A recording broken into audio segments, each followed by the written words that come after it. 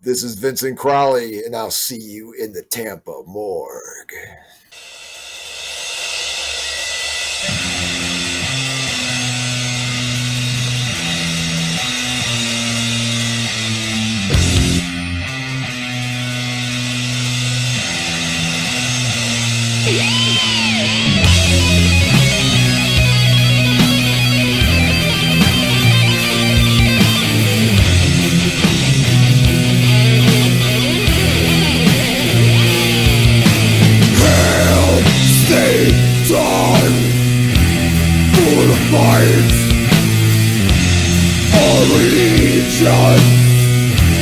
Is within, cursing on thee, the God of Taurus, cursing on thee, worshippers of the Nazarene.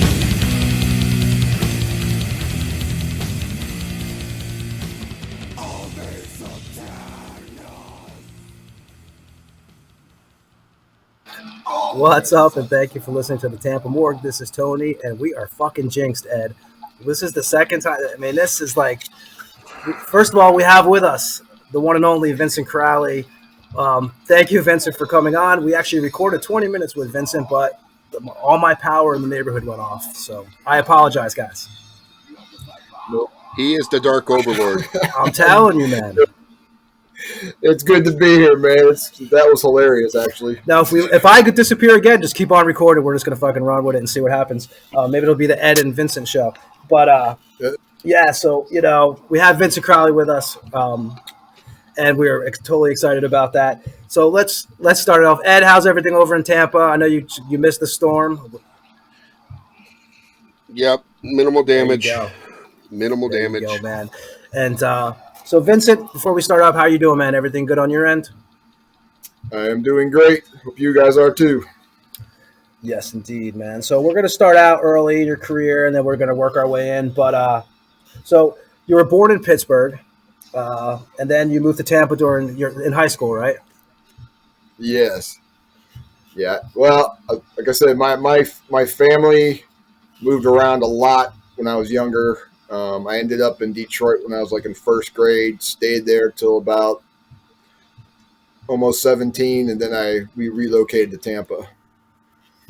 Nice. And so you got at that age. I know you got into music early. Your dad and your grandfather were musicians, or how were involved some way in playing instruments and stuff at a young age for you, right? Yeah, they had an ear for music, and they both, played guitar. My grandfather also played keyboards. My dad played in a band when he was young, traded that in for the corporate world. And funny thing is, my dad offered to teach me to play guitar for years, and I was more interested in sports at the time. Oh, really? Yeah. So when you started getting into... Doesn't surprise me. You're a big boy. So when you started getting into music, you started out probably like we all start out with the basics, right? The Kisses, the Sabbaths. What was your intro? Well, now that I'm looking back, the first album I actually picked up, I had a cousin that kind of got rid of her albums, and I got Alice Cooper Killer. And that was the one I opened up, and I had him hanging on the noose. And I was just like, holy shit, this is amazing. And from there, I went to the Sabbath and Kiss, Led Zeppelin, Deep Purple, stuff like that, the old classic rocks stuff. And just kind of elevated from there. And what was, we all go through, like we all start with those bands usually, like the AC/DCs and Sabbaths and stuff, and then we kind of find the heavier bands, the more extreme bands that kind of pull your interest away from that, I'd say. What was it the usual suspects, like the Venoms and and bands like that? Yeah, well, first it was the, Judas Priest, Iron Maiden, Motorhead. I mean, even if you think about it, it's like the Shout the Devil Motley Crue was a kind of groundbreaking at the time, The first two Crue albums. I mean, I think the first two Crue albums, like Too Fast for Love, which was more of a punkish kind of record, and Shout at the Devil were great records, at that time period. And they still, and they still are. I mean, it's just, I remember going to the record store and seeing a big pentagram on the, the album, and I was like, wow, what the hell is this? So that was a good introductory to, darker type of music. Definitely. And then, what was it? When would you start getting into like the Merciful Fate band, that kind of stuff? Well, my buddy had picked up a Venom album. Could have been at war with Satan, actually, if I think about it. And I remember us driving in our car with the cassette and jamming it out and like totally enthralled with it, and was like, I couldn't believe the lyrics. The guy was saying shit so straightforward, and the heaviness of everything and the rawness. That was I think the big appeal then. It was no fine-tuned, oversaturated production. It was just straight out metally. Raw. Yeah, absolutely. Raw as fuck. Yeah. Especially Venom sound, because they didn't have, I don't know if it was England, but they had that Black Sabbath-y kind of production where the bands, even the Iron Maidens or whatever, they had a different, that British wave of heavy metal, it was a different sound on an album or cassette as opposed to Motley Crue, which was more polished, even though it was supposed to be evil with the cover. It two different worlds as far as recording sounds. So yeah, raw is that's what captured a lot of it. It's funny you said Iron Maiden, because I still think the first two Maiden albums are the best. People challenge me on that, but it's like, I just love it. It's just, I mean, if you really think about it, that's as close to underground back there as you could have got. Yeah, pretty much. And again, when they hit their stride with Bruce, that's when their production changed. If you notice, they got picked up, or somebody said, "Let's throw some money at this." Right. Where the first two were just raw. Yeah, absolutely. And with King Diamond and Merciful Fate, I know this answer because we actually recorded this and got cut off. But that's the musician you've seen the most. You said, right? Was King Diamond? Yeah, I've seen him throughout years. Actually, Ed might remember this. Didn't they open for? Didn't Obituary open for them with Trouble? They did. I believe they did. It might have been Execution at the time. I'm not sure if it was transitioned yet or not, but that I don't remember, but I believe you're right. And that was that fucking show was, because remember, that was when people were starting to learn how to be rowdy in the crowd. Yeah. Remember the early days of the Sunset Club, people like would stand there and then they would kind of move around and and then they started watching all the punk shows at the Sunset Club and the hardcore shows, and they're like, we need to do that crazy shit. So yeah, that was a good show. That was and that's another great band, Trouble, that you mentioned. I mean, they're fucking great. Oh man. It's funny. I always get people going, how do you like Trouble? They're like a Christian band. I was like, I don't give a fuck what that music is the heaviest shit. Dark and heavy, man. I mean, Listen, Trouble and Candlemass, people were always like, oh, I don't know, man, that message. I'm like, yeah, well, go listen to the singers and then get back to me about their fucking message. I don't care what they're singing about. They could be singing about Fruity Pebbles. They fucking kill, man. Their vocals. Absolutely. I mean, that's the point, is King Diamond, those vocals, it was something people weren't doing. And then, of course, they were incorporating doom, that doomy style music. So that was a new thing. Nobody knew what that was, unless you were Black Sabbath. That was like the beginning of doom to me. Absolutely. And we mentioned Sabbath, and so were you a Dio guy or an Ozzy guy, or was it pretty much like split down the middle? I like them both. I think sonically I like them both kind of equally. It just depends what mood I'm in at the time.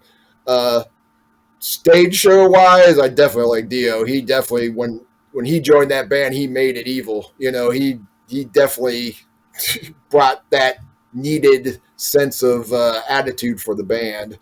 So, I think you're right, because if just like the first two Maidens, I think when Dio got in, the production changed a little better. Yep. The songwriting got a little better in a different way, and I think it's weird. It's weird how one person or one thing can change the trajectory of music. Oh, absolutely. Even with, I don't know, I was lucky to see Sabbath when Ian Gillan sang. Mm-hmm.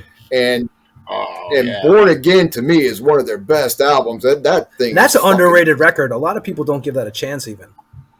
Yeah, I mean, Disturbing the Priest, that's one of my all-time favorite songs. His screams in that is so demonic. I was like, you can put that up against any death and black metal band, he'll blow it out of the way. It's just, God, sick as hell. Yeah. Well, now, were you an Aces guy? Agreed. Yeah, we always talk about Aces with me and Ed. Like, you were venturing those shelves, record store shelves and stuff?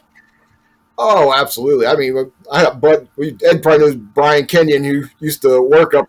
Oh, yeah. Good buddies. Funny thing is, my new band, I was doing a licensing deal on the debut album, and we got some deals in Europe and Brazil and some other places, and I needed a U.S. thing. And he's up in Maine now, and he contacted me. He goes, man, he goes, we've been friends for this long. I have the ability to put your music out, and I'll invest in actually getting it out. And he put his money where his mouth was, and he started Hellhammer Records and put out our first debut album. And, and you guys you went through Shadow too, right? Great Shadow dude. From Black Altar. Is that the same Shadow I'm thinking of from Odium Records? Okay. Yeah, Shadow did the European release. And again, that was like the debut Vincent Crowley, the Beyond Acheron. I think the problem was Shadow had 100%, support of getting it out. Unfortunately, I think it was his clientele are more black metal people and with that certain sound. So I don't think the niche really fit that well. So, it's a hard thing to break, especially, after all these years starting something new.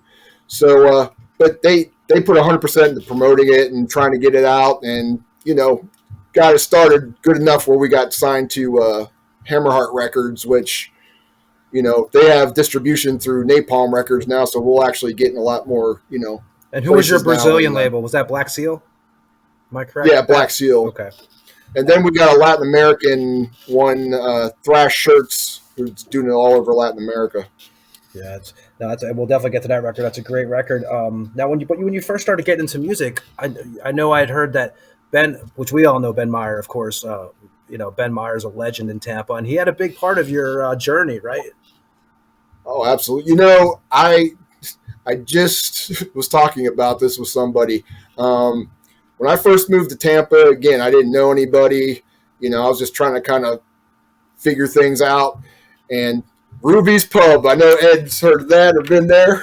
It was yes, sir. It was not too far away from where we lived, and I remember going there underage and sneaking into every metal show I could. And I went during some just metal band was playing. It was nobody special, but Ben was there, and he had his big blue car he used to have back in the day.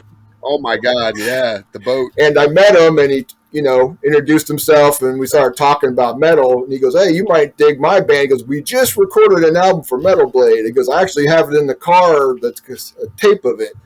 So we went in the car, and he played it for me, and kept in contact. And that was Nasty Savage? Nasty Savage.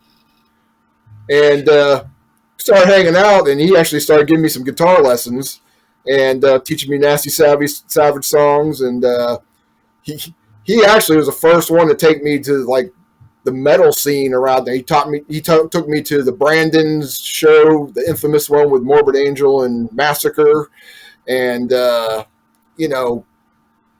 he took you to your first show too, didn't he? Your first show ever he took you to, I believe you said. Not my first show, but my first death metal show, I would say. Morbid Angel? It was, and Massacre. And that wasn't at the 30. Was that at the 301 crossover? Where was that? I can't remember.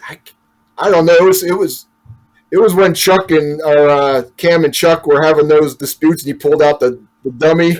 That one. Yeah. Yes. So, yep. Holy shit! Forgot about that, man. See, that's the kind of shit we're talking about. Is unless you were from Tampa, you don't know that the small little tiffs and riffs that went on in this town between, bands that broke up and members jumping ship and talking shit. Oh, yeah. And, it's funny too, because it's like it's almost like you remember back in like the days of Sabbath and Deep Purple and all those bands.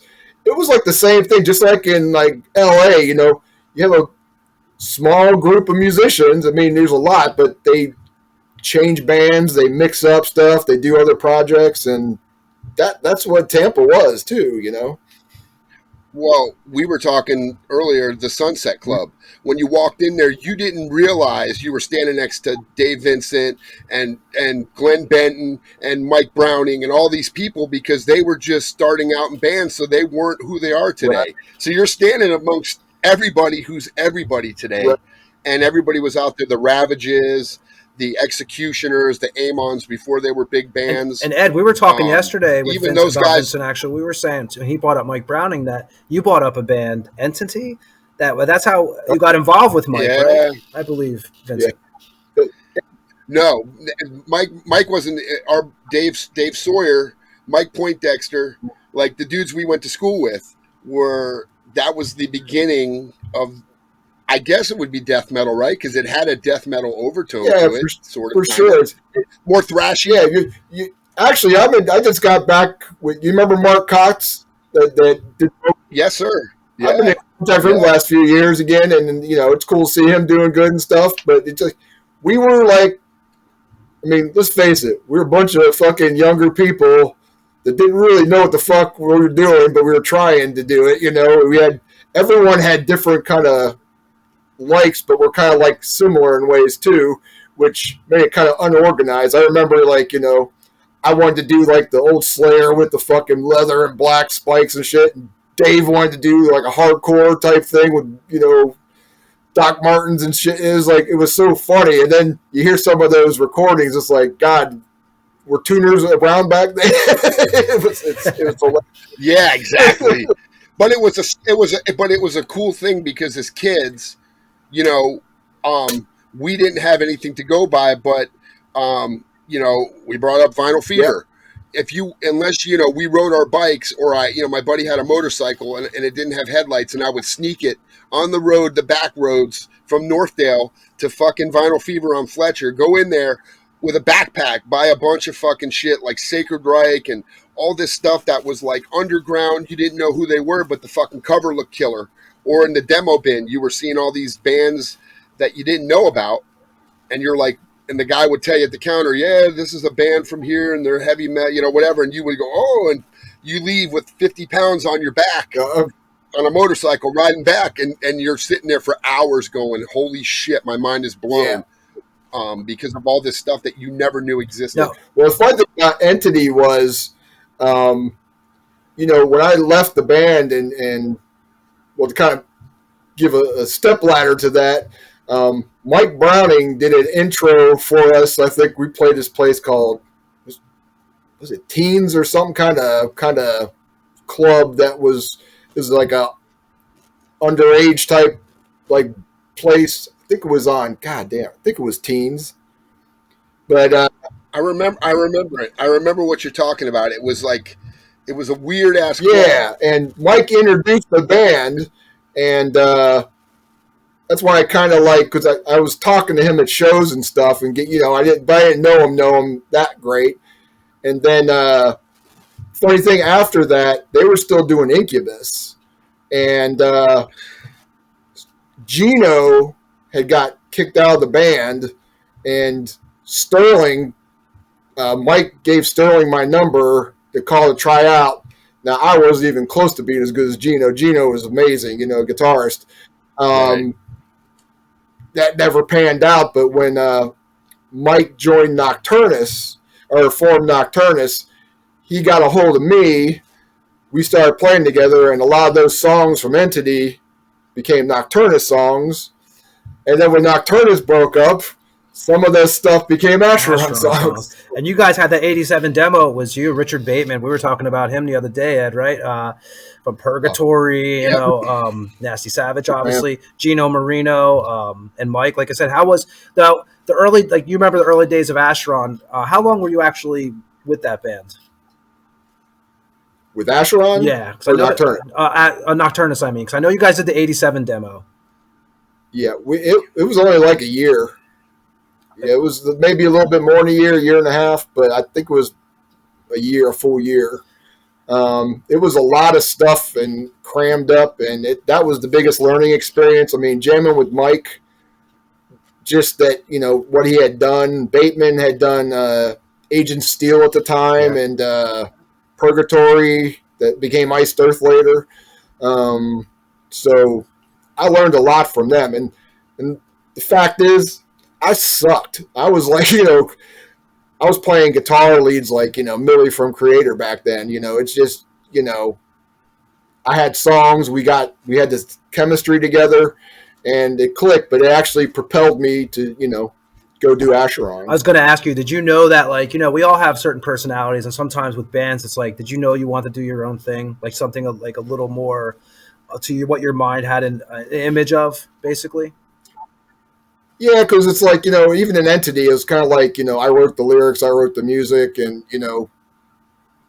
that was just kind of me, because I've always been kind of a person to get shit done. I hate waiting around for people. I just like doing stuff. Nocturnus, Mike was a hell of a worker. Mike did a lot of great stuff. I wrote lyrics. We both wrote lyrics, but, he wrote lyrics. He had an idea and a direction. And I think the best, that whole thing where I left, Richard had left the band because he joined Nasty Savage. Gino and Mike, they had this past with Incubus, and it was kind of a weird situation. I wasn't digging the vibe Gino was giving at the time, and I definitely was sick of the heat by then. And I was like, I just need a fresh start, and I just packed up and went up north. So your idea for Acheron started in Tampa, but you actually started the band in Pittsburgh, right? Because you guys did the '89 demo with Michael Smith, David Smith, and Ron. Right after I quit Nocturnus, of course, I was ready to go on. So I found the name. Actually, there was a local guy I was friends with that drew me up a logo, and basically took the idea, went to Pittsburgh. I had a song written, and there was a crossover metal punk band called Eviction, and they were on Metal Blade Records at one time. And their drummer helped me record with Belial from Nocturnus AD, who just happened to live in Pittsburgh at the time and was in Acheron later. Belial, yeah.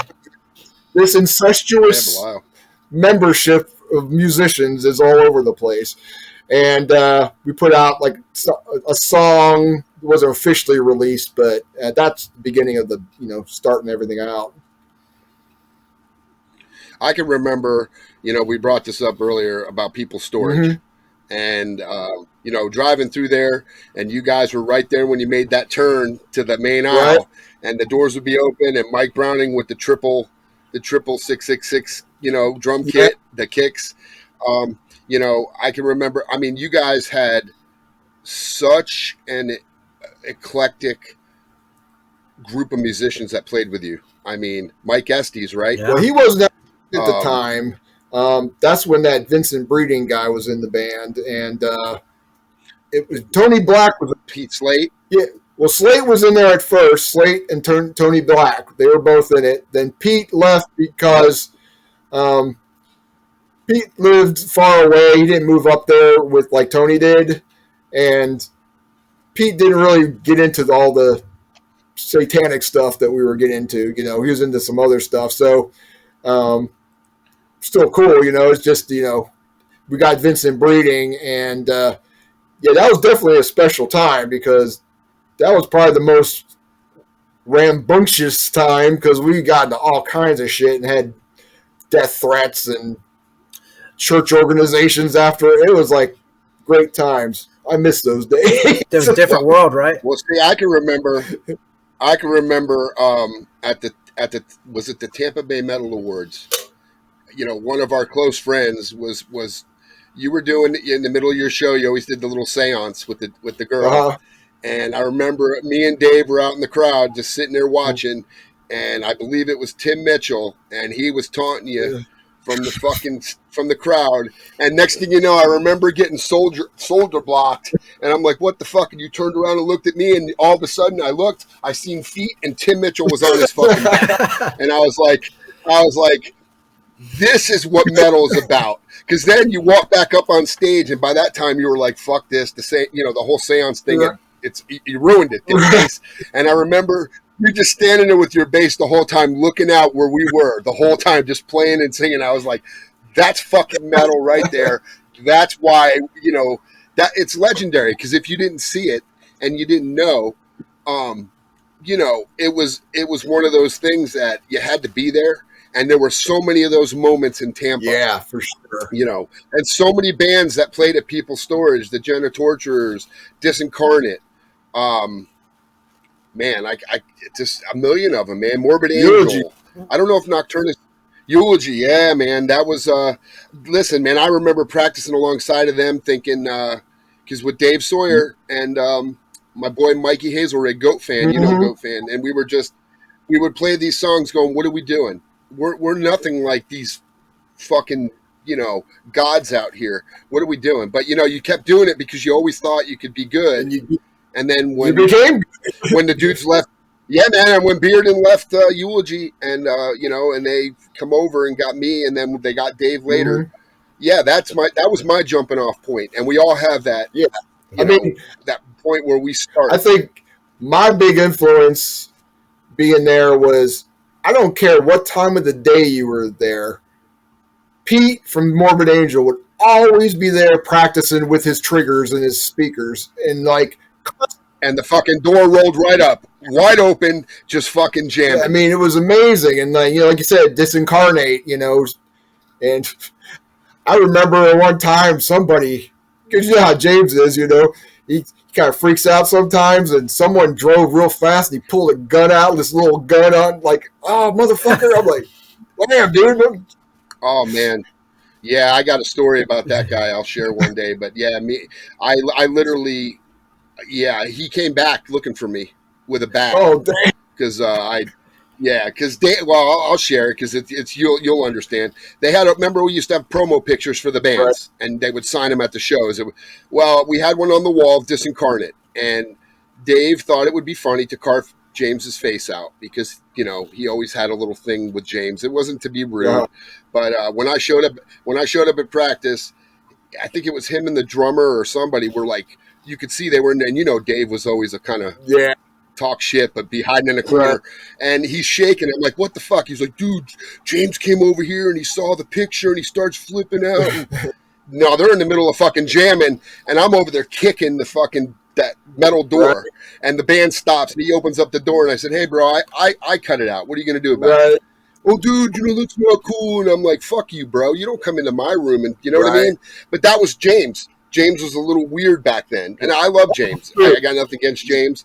But it was that was a time where the driving the car with the gun, if you didn't hang out at People's Storage, you would never understand what that was. No, and you did. Because, that place is still talked about. It was a great...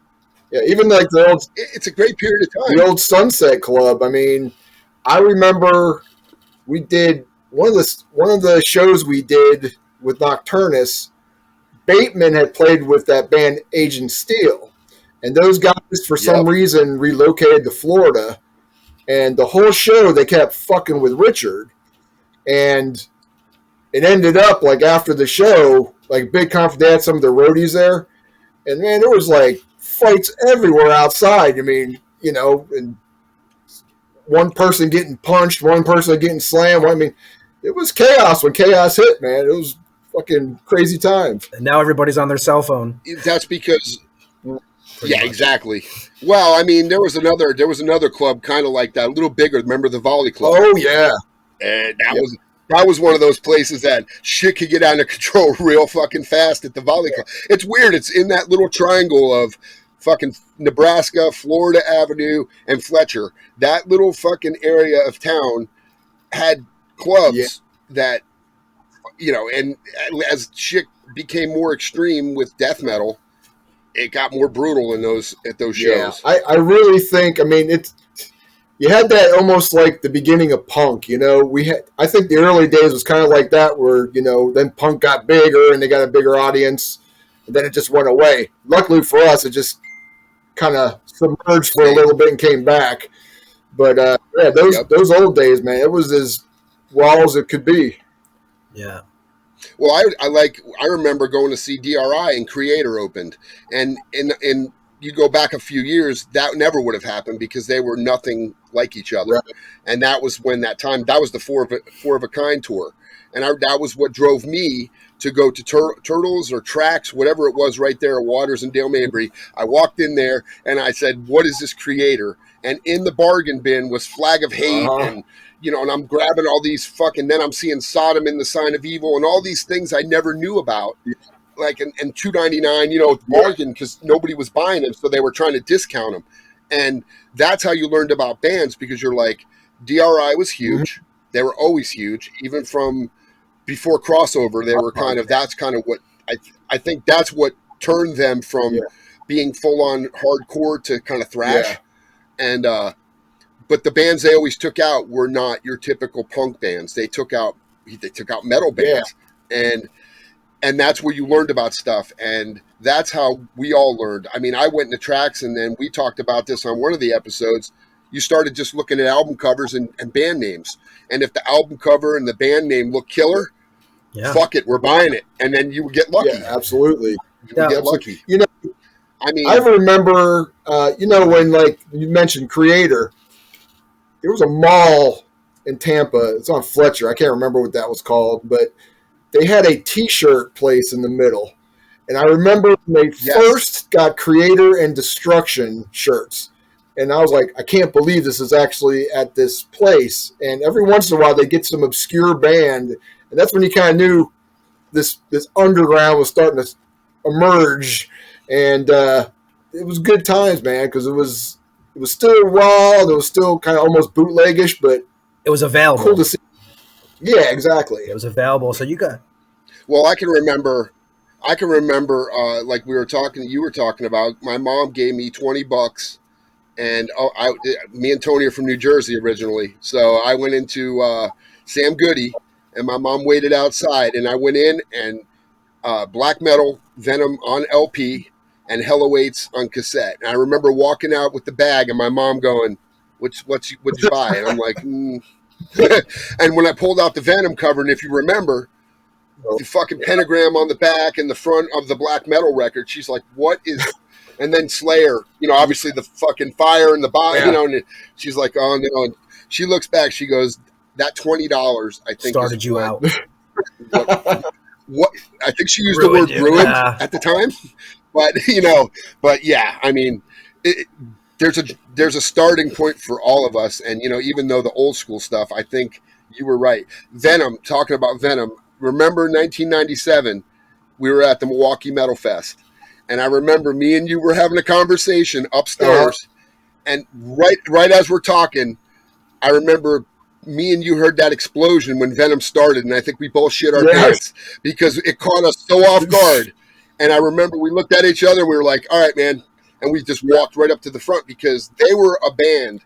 Like, that was the original Venom. And I remember watching them going, I never thought I would see this because they were from England, Well, the funny thing about that show, if you recall the backstage, Kronos was hanging out. And my buddy goes, dude, that's like one of your favorite bands. I'm like, dude, I don't want to ruin it. I don't want something bad to happen. It's like, I'm just honored to be able to play on the same stage as this guy. Exactly. These people. Yeah, and there were that year was a lot of bands. You guys, Cryptopsy, Internal Bleeding. I mean, all the bands that played that year, Malevolent. I mean, I look back and go, dude.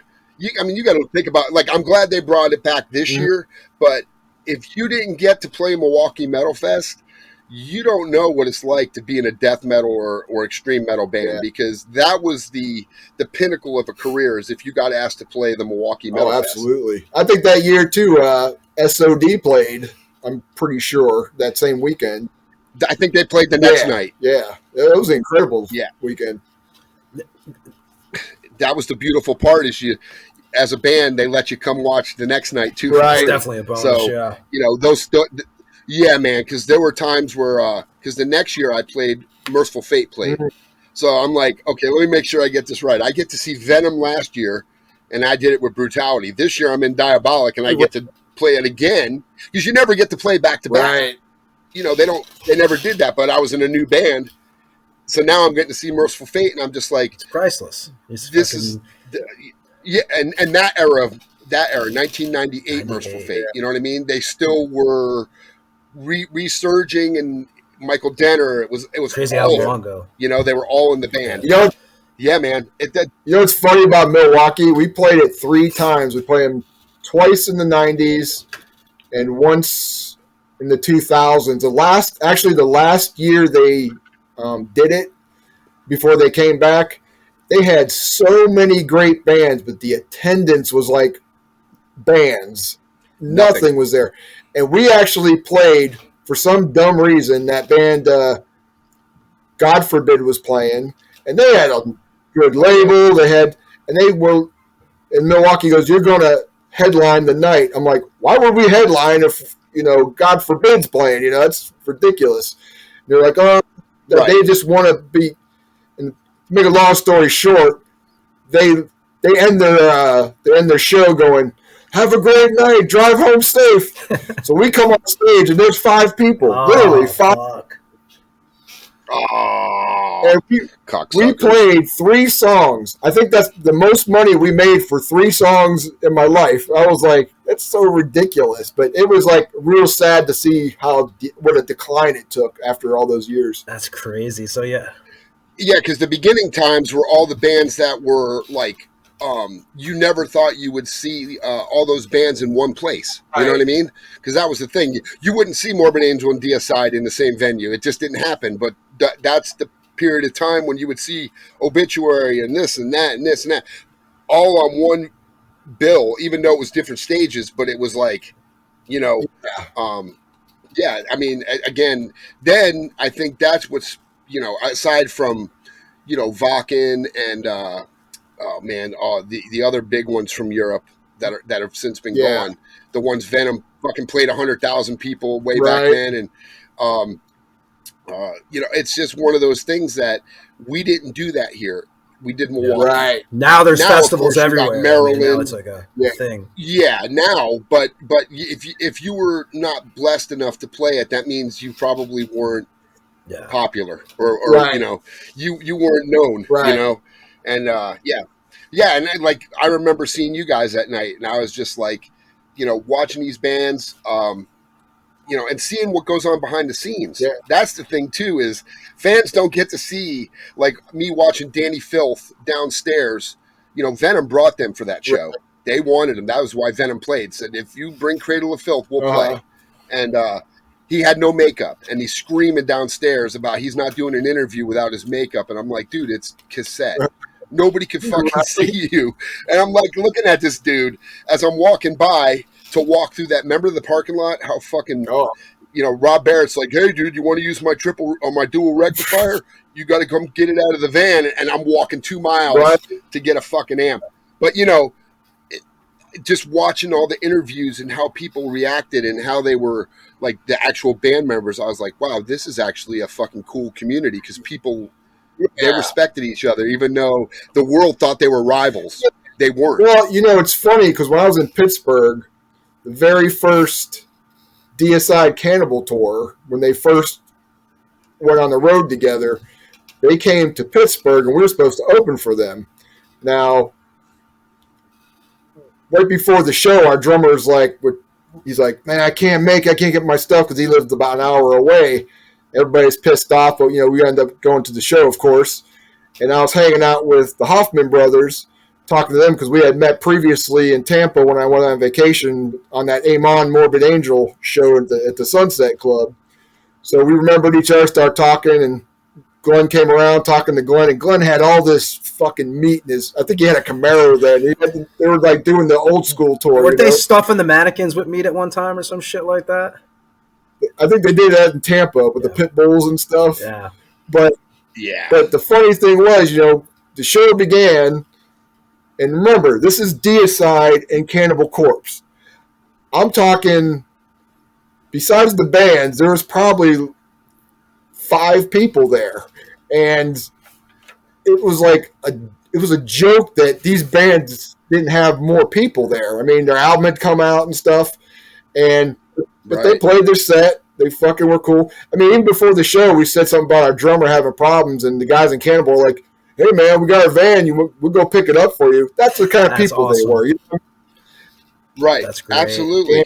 And I always remembered that. And there's that, there's always going to be some competition with bands and stuff. It's just not just like sports, but it's like you're still part of the same thing, it's you're not trying to like stomp on somebody. I mean, I'm sure there's bands and we know certain musicians that's all they care about is themselves and talking shit, but I think for the most part the community was really united and more to support the music and not just themselves. Maybe even more those days than now. I believe it maybe like a little bit back then it was more of a it was like, especially there wasn't so many bands. Now you have like there's so many fucking bands now. I mean, it's crazy. Back then you had like throw a pile of sticks. Yeah, and you guys, you know what I mean? And for Acheron, you guys did what? So you did that demo, and then you guys, I think they came out on 7-inch on Reaper Records afterwards out of Belgium. I think that was 91.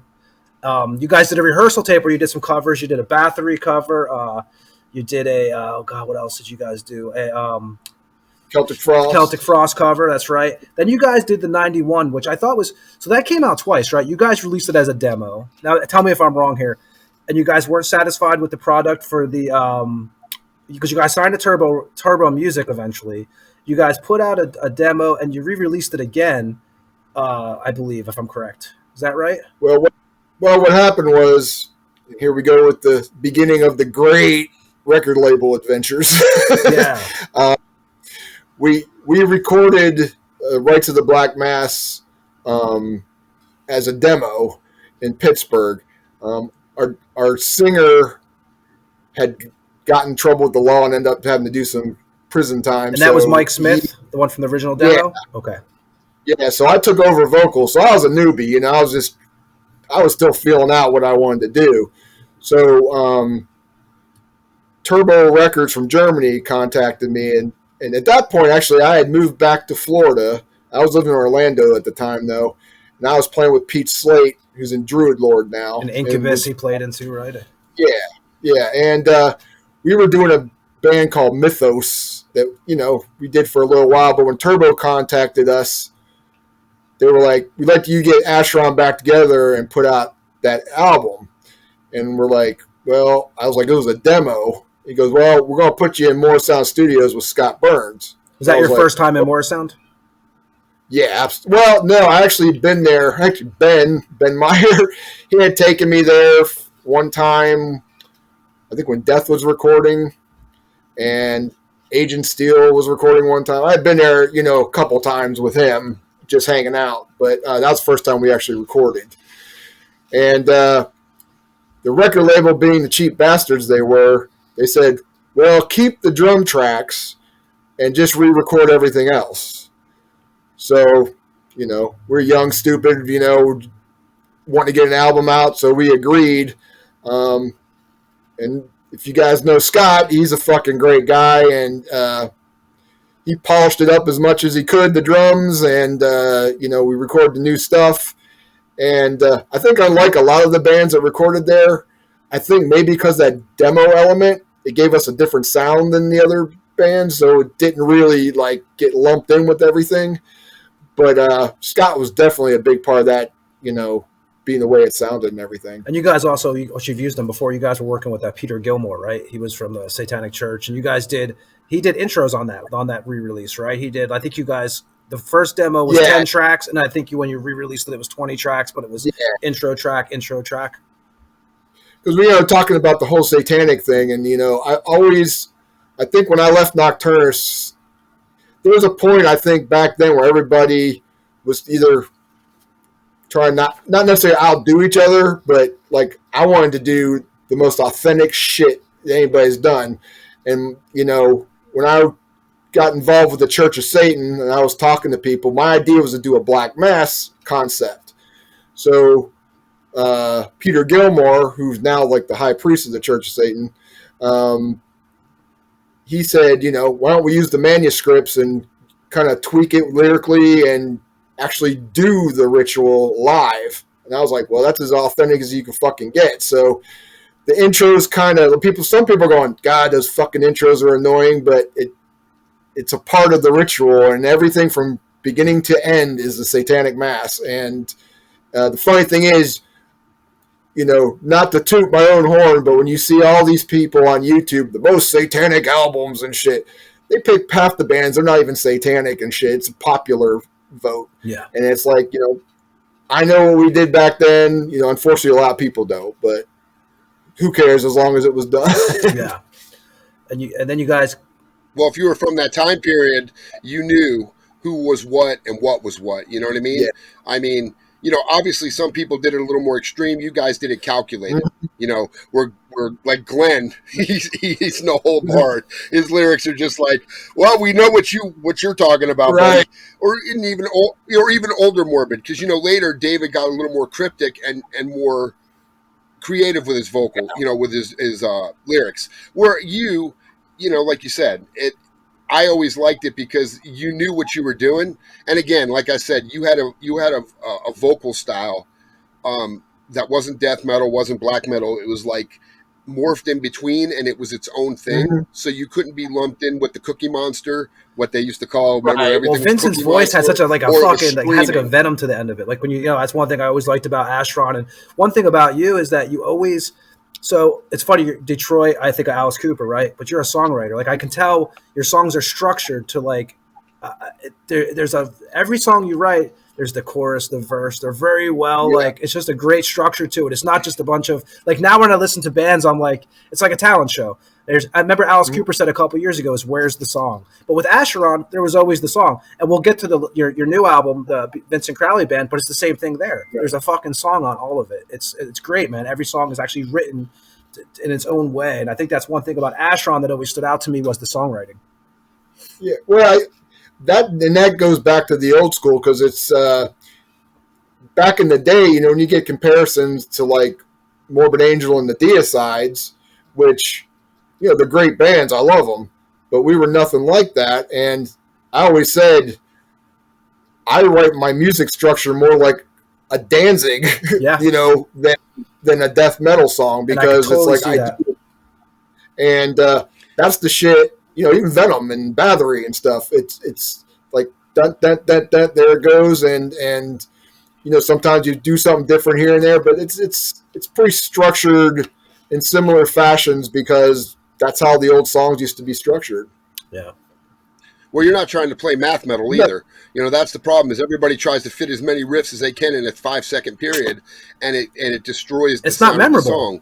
Where when you listen to it, no, but if you listen to an old Iron Maiden song, what you grew up on, or Priest, there was a bridge, a chorus, a main riff, a bridge, a chorus, and they knew how to structure songs, and they knew how to, when the next riff came in, it flowed. It wasn't forced. And that's what good songwriting is about. And yeah, Acheron definitely, it was quality music. Plus, like I said, as a whole, everything as a whole was. Yeah, it's funny because, in the early Acheron days in Florida, it kind of was, I'd say the whole era with Browning, it lasted a few years. We did a couple albums. And a lot of the music we did on the second album, the Lex Talionis album, even the EP, Satanic Victory, those were old songs. I mean, I wrote that shit, most of it in high school, They were Nocturnus songs too, weren't they? Yeah. And, I mean, lyrically, I hate the shit. I mean, it's like, I like my later lyrics better, but it was like they were kind of classic, bring them back and that type of stuff. But after that, I took a year break. And, people started doing other stuff, and I revamped the band with Michael Estes and Richard Christie, and John Scott was playing bass. And I got these musicians that were really way ahead of their time. I mean, they were doing some crazy shit. But when they jammed with Burning Inside was Burning Inside. Like when you think about, we've got the guys from Burning Inside playing in Acheron. Right. And I remember those dudes were recording at Audiolab, staying at my house, and they were going to beat each other up because Richard would put these drum beats to this stuff, and I'm like, that's the guy that's playing in Acheron? I'm like, wait, what? Because I didn't even know he could play a regular drum beat. You know what I mean? Because he was just and he's incredible. So was Mike I liked Estes Mike too. a lot. He was a great player. Yeah. I remember we recorded the Anti-God, Antichrist album. Richard's in the studio, and he starts doing this. I'm like, dude, you have to chill the fuck out, man. Just lay back and just feel it, and And I told Michael, I said, we know you both can play. It's like, but play some stuff that goes with. It's not show-off time. It's not like you're trying to impress. This is just straightforward, heavy stuff. Less is more. Yeah, and they did a phenomenal job. I mean, it was awesome that, Richard got to go from there to Death and, and Iced Earth and Howard Stern. Yeah. But it's like, that was like a real, and that's what's funny too. Everybody talks about Richard. They totally forget the Acheron album he played on, but it's like. How was Richard? Like, what was your early memories of Richard? Like that, I mean, I hear Richard all the time, obviously, when I listen to him on the Stern show sometimes, but I mean, what was Richard like back then? Like playing in a band? He was a great guy. He was hilarious, goofy as fuck, but man, God, he was so fucking talented. I remember, speaking of Milwaukee, it was one of the second nights, I think, and we were going to see a band. And Ed, if you know Richard, we're walking, and Brian Kenyon was with us, and he goes, "Oh shit!" We're like, "What?" He goes, "I just cut a fart, and I think it came out wet." I was like, "What?" Fucking, he's like, and Brian's like, "You gotta go back to the hotel." He's like, "Nah, I just clenched my butt cheeks and hope for the best." I was like, and that's Richard. But one thing that nobody can ever deny is that dude was so driven, sleeping in that warehouse, living there. I remember when his hair braided up, like, because he kept it in that ponytail for so long that it dreaded, and when he tried to take it out, he had to just cut it because he's like, "Oh man, I fucked up my hair." But he didn't care. He was so driven, and he was doing those short little videos and the comic stuff, which is what got him on Howard. But yeah, that dude was driven, and he still is a phenomenal talent. I mean, I've heard him play drums like he does it in shorts now, like on Instagram or whatever. Mm-hmm. And it's like, wow, man, this guy has. If you didn't know, again, people see the end product, but they didn't. Like I said, them dudes were staying at my house, and I was going to Audio Lab watching them, and I swear, between Mike and Steve, I thought they were going to kill him because he would be like, "That's how the riff goes." He goes, "Bro, I wrote the fucking riff," and they're like, I'm like, "Is this how?" I'm like, "This, I don't know. This is how a band works." But then all of a sudden, you listen to the record, and you're like, "Wow, okay." If you didn't know, it was a weird combination too, because Mike and Richard were friends, but they always this little rift between them all the times. And Michael, he was fucking like hot and cold so fast, and he'd want to beat someone's ass, and it was just fucking crazy times. I mean, but luckily, it's like when I moved up to Columbus, I got Acheron back together. We did a show. We did a little mini tour in Mexico with Dark Funeral, and Richard agreed to do drums and Michael, and that was a great time. It was good to hang out and stuff. And unfortunately, Michael isn't here anymore, and the last recordings with Acheron, unfortunately, it was. He became quite an alcoholic. I mean, he was drinking a bottle a day at my house. He stayed with me for like over a month. And, the drinking was unbelievable. I don't know how a liver could have fucking took that in the first place. But, God, it was like he was such a talented guy, You guys had a lot of those guys. I think Acheron's line, if you look at some of the guys you guys have had in the band, like, we've talked about, I always think Mike Browning's underrated. I mean, I talk about the old, like them old Morbid demos were great. I mean, obviously Abominations. But if you look at like you had Mike, you had Tony Lorano, right? Play drums with you guys. Ben Meyer. I mean, I think Ben Meyer is another one. I mean, Mike, Richard Christie. I mean, Acheron's had some hefty guys in that lineup.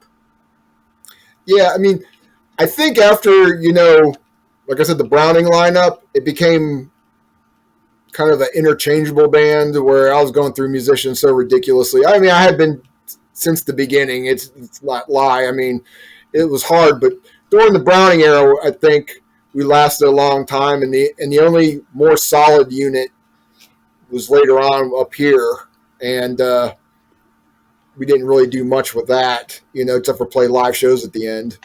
But I got to work with some fucking killer musicians and stuff. And the 98 one, those have risen with Ben. How was it? Like, did you he was working? I know you worked. Obviously, he influenced you younger and got you into the whole scene pretty much. Then he wound up playing with Acheron, which I think is awesome. Yeah, well, it started off with we were going to do some shows in a Mexico tour, and I asked him if he was interested, and he was like, "Yeah, I'll be interested." And we went from there, and I had already the album pretty much written, and we started working on that. Michael ended up doing all the leads. Ben didn't do any leads just because, Ben's a killer lead player. It just didn't fit our style. Now it's probably the weirdest thing to say to the guy showing me guitar. The leads don't really fit what we're trying to do. But, that guy was such an inspiration. He was dedicated. I mean, back in the day, I'm sure Ed can agree, that guy pushed metal every time you see him. You've seen him and Browning at every freaking show, and that's absolute truth. And also doing his solo stuff later on. Yeah. He would be playing at the bar by himself, and he was driven. And of course Dave Austin too. Yeah. But when you listen to Nasty Savage, those riffs, I can remember watching them bend those strings, and I'm like, the guitar's not supposed to do that. Right? Like those guys were doing things. And of course, again, another voice, Nasty Ronnie, that was so eclectic that you would have thought they would have become something way bigger, But I mean, Ben was lowbrow, right? Lowbrow. He did Gardy Lou, obviously. Gardy Lou. But just one of those guys that when you talk to him, he gave you eye contact and respect, and that goes a long way when you talk to people, because the worst thing you do is when you're talking to people and they're like, "Yeah, man," and they're pretending you don't exist, and they're just like you're wasting their time, and I fucking hate that. But most of the Tampa peeps aren't like that, you know what I mean? Or the old school Tampa peeps, you know what I mean? That's like Steve from Deicide. I mean, Steve from Deicide was probably the most approachable person in the scene at one point, man. It's like, he was always ready to talk, have a beer, whatever. It's like, he didn't let their fame get to him at all, man. He was just the same Steve you've met, back in the day, and he still is to this day. I mean, Steve's always cool. He's always cool. I mean, that guy's always just a cool dude. And it's funny to talk to Glenn now because he's way more laid back now and chilled out, and that's good for them, Age. Yeah, exactly. Unfortunately, been friends with the Hoffman brothers too. I haven't talked to them in a few years, but I was talking to Eric a lot, and we were actually going to do a project together, and it just never manifested. There's so much rift between them and the Deicide boys. I think Brian's doing okay. I've talked to Brian a few times recently. I think he's doing okay. I know he's still over at the St. Pete area. And you and Glenn have something else in common, which I'm going to play something right now that me and Ed talk about this. And I thought this is fucking great.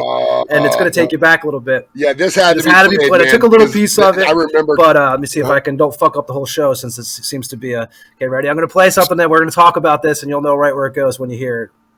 Okay. Shredding Bibles, crunching crucifixes, bellowing blasphemies. These activities are standard fare for a death metal group called Acheron. Fans can also expect to see them perform black masses and simulate raping nuns.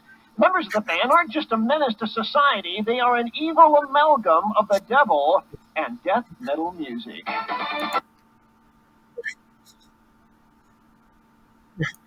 Okay, so let's talk Bob Larson. Yeah. Dude, if that doesn't sound like an intro to a fucking record right there, I mean... Now, Glenn called this guy a carny. Was this guy a total, show? Dude, it's beyond carny. I mean, I got to give him credit because, man, he is the showman of show. I actually did that show, which... That was ended up not going the way I wanted it to, because he did some shit that we didn't agree on. He had an actual full room for these Bible kids in there. And that's why in that interview, I'm just like, you look pissed, dude. You look pissed. Yeah. Vincent Breeding kept his head, but I was just like, I ain't playing your game. But he actually, I think it was 97 or 98, he flew me to Texas to confront him at a church and do a live show. And oh my God, that was like WWE. It was so fucking hilarious. You know, he brought us out. There's like 1,000 freaking Christians and stuff, and just talking shit back and forth. And I mean, I remember some guy in the crowd going, "Real big and bad with those sunglasses up on the stage. What do you do with, if you have fun with somebody?" So I walked right down to him, took off my sunglasses, put them nose to nose, and go, "What are you going to do now?" And it was just funny. And then after the show, the preacher actually apologized that I had to deal with some idiot like a Bob Larson. They were so disgusted with him. It was like total WWE. My best memory was before the show, I had a meeting with him. I'm sitting backstage. I had the big bike boots, and I had a crucifix glued to my sole I forgot about. And I had my foot up, and he goes, "Oh, what's that?" And I go, "Oh, it's just a crucifix." He goes, "Why do you have it on your foot?" I said, "So I can step on Christ every step I take." And he smiled so happily that I said that. I'm like going, it doesn't really sound like a true Christian if you're like getting kicks out of that. He sounded like, when he talked, he sounded like a wrestling manager, right? When you were a kid, you would watch these wrestling shows. Yeah, like he sounded like the dude. Like, if you follow, or the old 30s dudes, hey, say, yeah. I mean, it was so fake sounding, If you followed him, he later got a show on I think the Sci-Fi Channel. He was called The Real Exorcist, and he dressed like a priest, and he did exorcisms, and then he went on to train teenage girls to be exorcists. It was hilarious. It's just funny as hell. I kind of miss those days though, because it seemed like it was more entertaining. Like, that's how you would find your bands. You would watch these shows. You'd be like, okay, I got to check out this fucking band. I got to check out. Glenn was always battling with him all those. Well, Geraldo did it with the King Diamond. Or the one where he got punched in the face at the one where they all start fighting. Yeah, that was another one. The guy I was thinking of, Tony, was Morton Downey Jr. Yeah. He was another one that had those guys on, and then he would wind up, there'd be chairs flying across the stage, and I'm like, but it was that's all it was. And I look, what I used to say is, that's press. Your band's getting press. Who gives a shit? Yeah. You guys got press. People knew who Acheron, because if you never knew who Acheron was, you were going to look for it. He was slamming the order of the Evil Eye. It was like free promotion. I mean, you couldn't beat it. The only problem with doing that show is so many people didn't think we were really a band. They thought we were like a Jerry Springer, actors coming on. Yeah. And that's the only thing that was negative about that. But it was so hilarious. And, God, you just see. And it's so funny because he had 5 people behind computers that would type in all his answers if we were debating. He couldn't do a debate back and forth. He had to have 5 people going back and giving them all the answers. It was so funny. And you guys were debating during the commercials, weren't you? It seemed like, I remember during the commercial breaks, you guys seemed like you guys were going back and forth. Yeah, I mean, we got there. He had this book with a stick through with fake blood, and he says, "Do one of your people do this?" I'm like, my people wouldn't waste their time on doing stupid shit like that. It's it was it was a staple in time, though, right? You got to look at the time, because now it would be a joke, right? Nobody would even buy into it. But back then, it's like all of, we were all like, "Fuck you, Bob." It was great time, man. It was fucking, I remember that. He actually put out a book called Abaddon, and it was based on this metal band that was satanic, and he got the influence from Musson Deicide, and it was so funny. And he even signed the book and gave it to me. I was like going, "Do I get royalties, asshole?" It's like, what was that, 97-ish? Was that 97 or 98, that time period? That was early 90s. That was 92 I did that first interview, and later on He brought me back in the late 90s to do that debate at the church. But how did that go? Didn't something happen at like the debate at the church? Wasn't that a whole clusterfuck too? Wasn't there one where they had to like? I want to say you tore up a Bible or something. I'll let you explain. But I heard something happened at that event. That was in St. Pete, because I heard his show, and he goes, "I'm going to be in the Tampa area," and he goes, "You won't see those worms." Glenn Benton or Vincent Crowley coming to our show, and like, you know, taking hits at our band. So I talked to Glenn, and Glenn's like, "Yeah, we should just go up there and fuck with them." And so I was like, "I'm all for it." So I had a couple of guys in the band, and then Glenn called back and goes, "You know what? If I go up there, I'm going to end up getting arrested, and so I'm not going to go." He goes, you know, so I was like, "That's cool. That's understandable." So we went up there. And there was a shitload of people. That whole place was packed. And he brought us out and, you know, getting booze. It was great. It was like the villain in wrestling, and I love wrestling. So it was like, yeah, bring it on, hate me. And he started talking about our album. He pulled out the album. And it's funny he pulled out the album. Why would you have our album there if we were too – you know, he was expecting it to come. And right. I told Vincent Breeding at the time, I was like, if that fucker does something to our album – I got something I'm going to give him. So we're like basically on the altar of the church, like doing this show. And he goes, "This is crap." And he like throws it down. And everyone's like, "Yeah." And I said, "Well, Bob, this is what I think of your shit." And I took the Bible and I started ripping it and throwing it on people. People got so pissed. They started yelling threats and shit so bad that the police had to escort us out and make sure we got in the car and get out of there. And I was like saying when we were getting thrown out, I was like, "You loving Christians." It was great. Yeah, see, I mean, that was like a. Now today, you couldn't. Now today, look at how today is. Now with the woke society, could you imagine how that would go today, especially with the internet? Because you know what the first thing that would have happened when you went up on stage? 400 of these coming out and fucking everybody with. I watched a guy get eaten by a shark on a video, and no one tried to help him. All they did was fucking film him. Yeah, they filmed him getting eaten. Same thing with the alligator. The guy's getting rolled by an alligator, and you can just see fucking 40 cameras, and I'm thinking, well, that sucks. Yeah, I remember. I seen that damn video. I don't know if you remember in New York when all the shit was hitting the fan. Some chicks getting sexually assaulted. No one's man enough to fucking give her a hand, and fucking they're just like filming it. On the subway? Yeah. On the subway? Yeah. Now, you know how that would have went down if we were on that subway. People like, "Yeah, you talk that shit." I'm like, you know what? Nobody's going to do it. Nobody's going to touch a girl. Yeah. Never in front of me, because that's not how we were raised. Exactly. Ever. It's never. Yep. And, you know, it's a different completely time, different, man. I think that, and we're gonna get to Infidel Reich too, which I think kind of covers that whole area right there. So we'll get through the Acheron. Obviously, 2002, you actually toured with Incantation, right? Dude, you did live shows with them for about a year. You also put out a band with guys from the Electric Hellfire Club, My Life with the Thrill Kill Cult, Dark Funeral, Incantation also, Kyle on drums, Shed the Skin. It was called Wolfen Society, and you guys only did one EP for that, correct?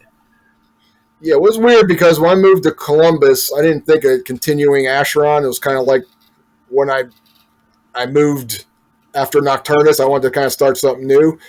I already had an album written for Acheron, so I was like, well, maybe I could find some musicians and, you know, put it under a different name and get their element to the band to make it different. So we took some of the songs and we recorded the Carnivore cover, and it was a kind of an experience. There was a lot of chefs in the kitchen, if you know what I mean, and there was a lot of heads that were, you know, there was a lot of kings. Yeah. Too many chiefs, not enough Indians. Yeah, and it started to be more like, hey, where's the fucking booze and the cocaine? And it's like, we're not that shit. You know, I've never been in, like, I like to do my music and shit, and, you know, you just had different personalities and different types of music, because the Hellfire Club, they're good guys, but they toured with Danzig and Guar, and they fucking lived that rock star shit, you know. So it didn't really take off. And, when the opportunity came to do Acheron again, that's jumped right back on it. You guys did, which I love, the Rebirth. I thought that was killer, 2003, which you actually started dealing with. We were talking about album covers the other day, and artists, we actually brought up some Acheron. You guys had Timo did the German guy, right? Timo Juarez, who's done a bunch of covers for you. You guys did that. He did the Final Conflict, I believe. Also, you guys put out the Cult album. Then you guys wrapped it up in the 30 Years of Pure Hell. What made, I'll admit, as someone who, as an Acheron fan, it kind of bummed me out that the band, I'm kind of hoping that you guys pull a crew one day and like pop back up. But what was the reason that you just decided to move on? It was just, well, there was a time. We did the album, The Final Conflict. We did a lot of shows for it. Then when it came to looking for labels, there just wasn't any. I don't know. There wasn't any real good interest. I was sick of dealing with, labels that promise you shit and nothing ever fucking happens.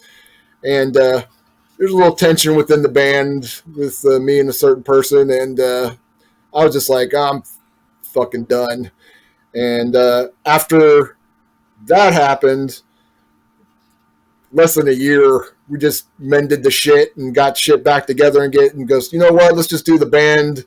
If we get something, we get something. If we don't, we'll still play the music and, not make it business-like, because that's when bands really go downhill, when it's all about fucking business. Yeah. It always sucks. And we started doing that. We started writing another album, whether it would go get one or not. And Listenable Records made us an offer. And that's when we decided, okay, let's try it one more time and see if it goes. And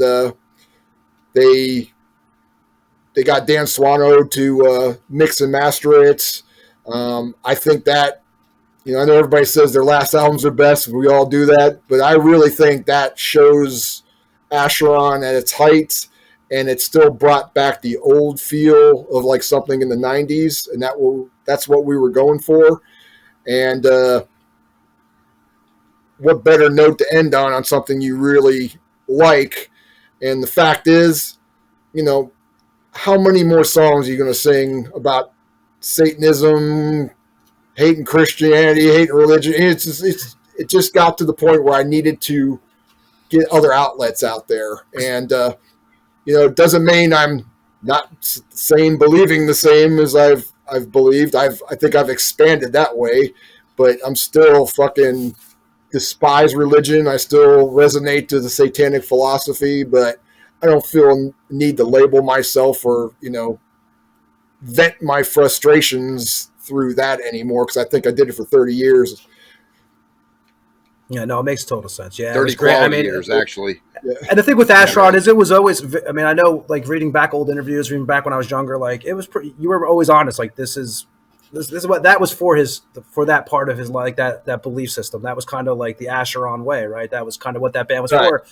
And then, before we get to the Vincent Crowley Band, which, is different, let's go to Infidel Reich, because we live in a crazy time period.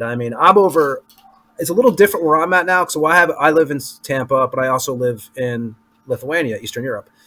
The thinking's a little different here. Life's a little different. I have 2 kids. For my kids, it's much more chill to live here, man. There's not so much shit getting tossed in their face at age of 4 and 2 years old and all this shit. Me and Ed are always talking. We grew up in a different time period. We grew up in a time period where you could take a fucking joke. Now, you cannot say shit, It's like, and it is unbelievable. Like, just I can't believe in this day and age, I would say I resonate more with the right than the left. And that's pathetic to say, because it's like, I don't consider myself right or left. I think both sides have legitimate ideas and things that should be debated and figured out. Unfortunately, it's like my way or the highway, but the left has gotten so extreme, which used to be more of a, artistic collective thing. And now it's just been, they're the fascists they declare everybody else to be. It's insane. And I think with Infidel Reich, so it's mostly like most of the dudes are from Belgium, right? I had read. I know you have Bob from Ashfix and Soulburn that was involved in that in that band. Yeah. Now, I don't know if I saw, so you guys did a couple of releases. You guys did the 2017 on Helter Skelter Productions record with Swedish label. That was the first release for you guys, right? Yeah. Yeah, so that we did a self-titled album, and then we did the Reichenstein, which is a great title, which it has that monster thing going. You could even see that in some of the song titles. What, Gunzillas? Was that one of the other title on that? And the last one we released was New World Outrage. So even on, like, what I really liked about this is it kind of took you back to the Carnivore days, SOD, and even if you look on Reichenstein, we all have our own little weird characters. I go by Dr. Reichenstein, and it's tongue-in-cheek stuff, but you get your point across too about it. It's about free speech. It's about things that actually are problems in this world that people are not allowed to address, and if you are, you're considered a fascist or a Nazi and all that bullshit.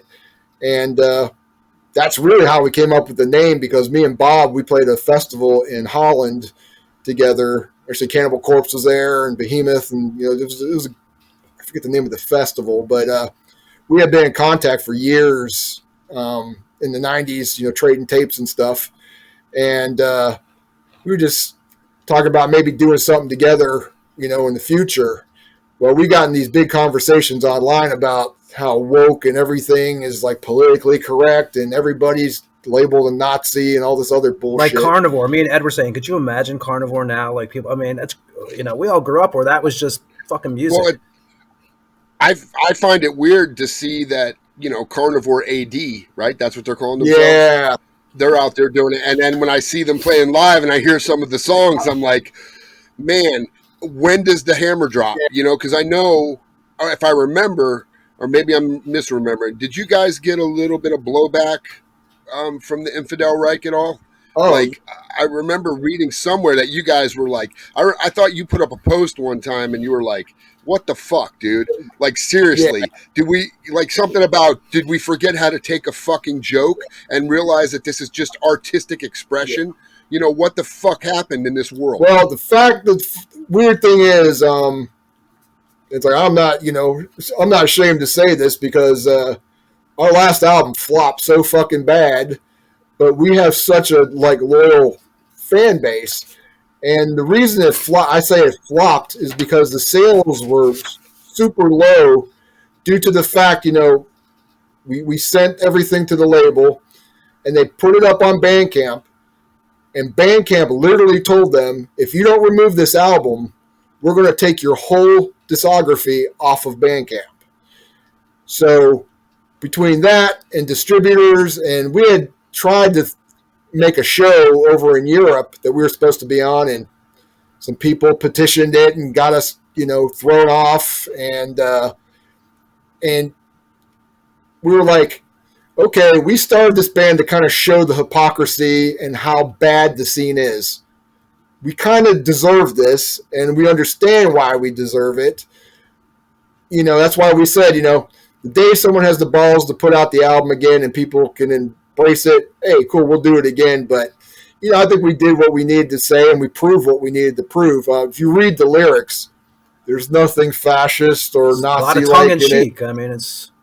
No, and I think your costumes probably put it over the head when people put the eyes to the they were like, this dude's wearing a fucking old the spec, you know what I mean? And I'm going, oh, he's wearing the spectacle. I said, dude, but if it were Halloween, people would be applauding you and saying, wow, that's a killer costume. But because you're putting it to a thing like Marilyn Manson or whatever, you're just doing a theatrical thing. Now all of a sudden, you're a Nazi, or you fucking hate this, or you hate that. And to me, that is just ridiculous. Isn't it funny that Marilyn Manson can put out a song on an album that says pretty as a swastika and sell millions of copies, but a fucking name like Infidel Reich, which we all know what an infidel is, and Reich means realm in German.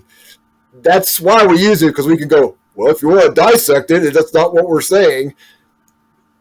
We get canceled. So it was so stupid. Yeah, the cancel mob and the whole woke culture has destroyed so much stuff, not just even metal. Well, like Ed, how many in times do general. we I mean, say Sam look at Kinison, right? movies. We love Sam Kinison back in the day, and you know your Dice Clays. Like Or now, I Dice. don't even know. Like, are these? Would they even be able to?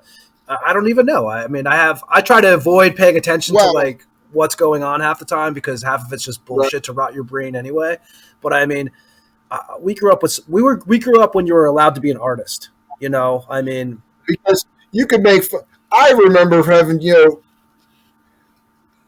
we're working class stiffs. You know what I mean? We work jobs and stuff. We don't work with just white people, or it's like you work with a variety of individuals and stuff.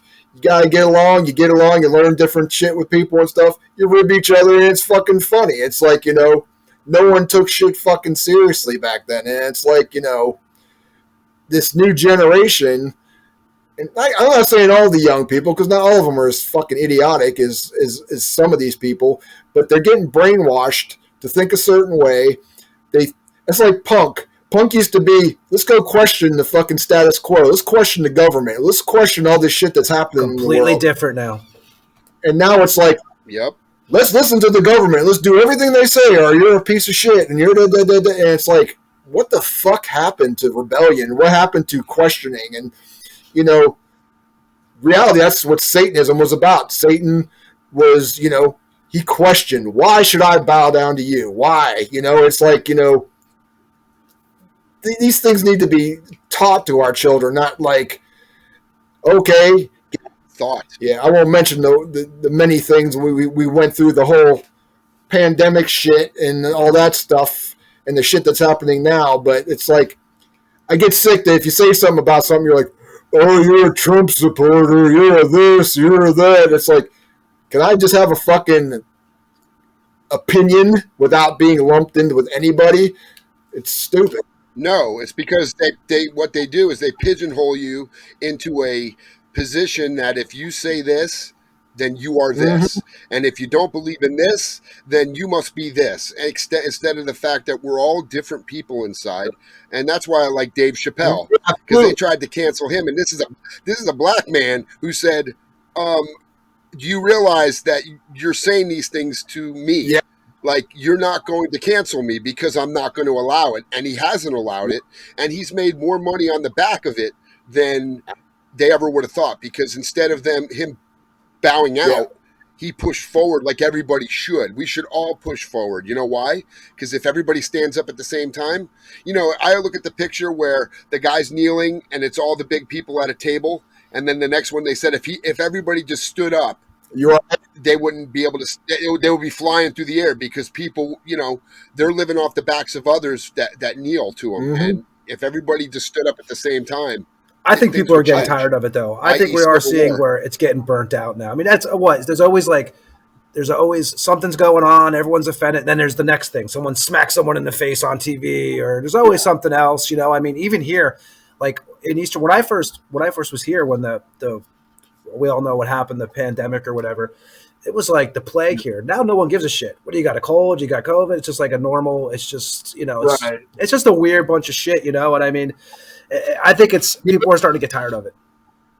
It was funny because when it hit here, everybody was quarantined except for us essential workers, which I guess was okay for us to go out and work and get all the shit. And it was calculated. It was controlling. It was meant to divide people. It was meant to not let people see what was going on in the government and everything. Well, and if you didn't comply after even the essential workers, after a while, it's like, oh, you refuse to comply? Right. You're gone. See you later. Yeah. So that was the problem. All these nurses that wound up losing their jobs when they were like, I'm not going to take something. I'm in the medical industry, and I'm feel pretty comfortable in my my status of my health. Right. But that wasn't good enough for people. It's nope. It's this or nothing. And yeah, that's why I think that band had to come out because anybody who followed Acheron, obviously, if you put it out, they were going to listen to it. And I remember reading comments with people going, "What are you talking about?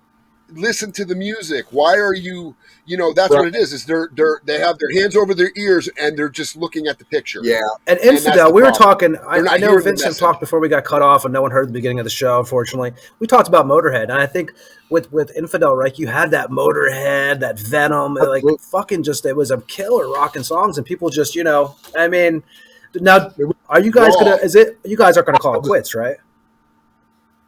Well, they've actually started writing music. It's just a matter of, we have to find a label that has the balls to put us out. And I don't care if, 10 people buy the album. If someone's willing to take a risk and invest, we'll do it because we enjoy doing it. And it's done for a purpose. The right people will get it. Unfortunately, record labels have to have quotas to make their money back and stuff. And that's why the only reason I'm bummed out for the last album is because, Wild Skull Records invested some money and, having problems getting it back now. But they don't seem to have a problem. They're proud of putting that album out, and they knew it needed to be put out. And how was Helter Skelter Records? Were they okay to deal with, or was it time to move on when you guys went over to Raw Skull? It was time to move on. That guy he'd be in contact and off contact with us. We wouldn't know what the hell was going on, when stuff was going to be out. Raw Skull Records kind of kept us up to date and all that stuff. But, we needed a starting ground, and at least the first two albums did get out. Talking about Lemmy, on that Reichenstein album, we have a song called Rockin' Fucking Roll. Yeah, it's a great title. Reich and fucking Roll. That whole song's dedicated to Lemmy. You hear his lyrics. It's the song, Motorhead song lyrics, You can tell right when it starts. It's total Motorhead vibe to it. Yeah, but you know what? Somebody read that title and said, this is a fucking Nazi song. Right. There's a rapper dude, I don't know if you've ever heard of him, called Tom McDonald. No. But I'll tell you what, man. This dude, like when you listen to his raps, it's everything we're talking about right here, the anti-woke. This motherfucker puts out his own shit, and he makes millions because he releases his own shit. He figured it out. Right. And he makes his own albums, records it. His girlfriend does the videos because she's a videographer. Right. And it's so, I'm not into so much rap, like my kid does a little bit. But when I listen to him and I hear the message, see, that's the key, is if the message is good, you can tolerate it. And he's literally saying everything we're talking about, this, that, the other. And I'm like, so this motherfucker's made millions bowing to nobody. Right. And that's what we need to figure out how to do, is how do we put our own shit out, circumvent the bullshit system and say, fuck you, we're going to do this ourselves. And I saw your post today about the underground. Right. If the underground would rise to the top and everybody came together, the world would, metal would be everywhere and you wouldn't have people taking advantage of people. Yeah.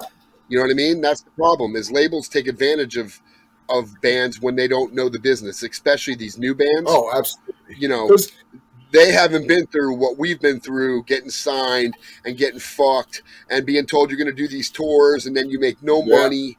And if you're not a name, you don't get shit. And I watched bands that I toured Europe in January. It was Monstrosity, Origin, and this band Intrepid, and they bought on to the tour. Right.